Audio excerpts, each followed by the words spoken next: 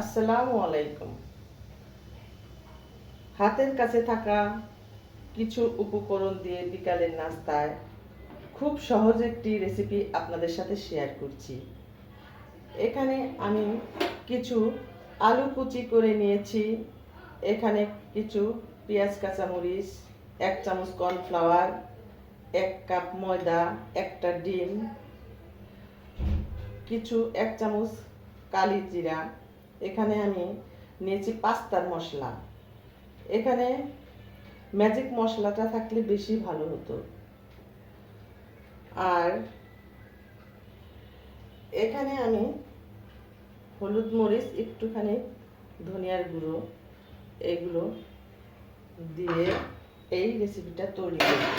আর একটা হচ্ছে আমি এখানে 1 স্লাইস ব্রেড পানিতে ভিজিয়ে একটু নরম করে নিয়েছি। তারপর পানিটা একটু ছাড়িয়ে এটাও দিয়ে দিব এর মধ্যে।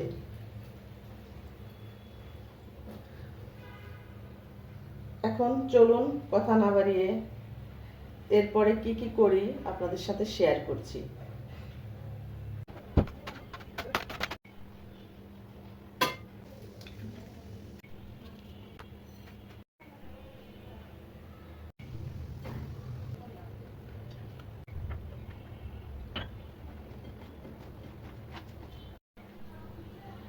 সব উপকরণ দিয়ে আমি ভালোভাবে মাখিয়ে নিয়েছি। এখন একটা চুলায় প্যান বসিয়ে দিব।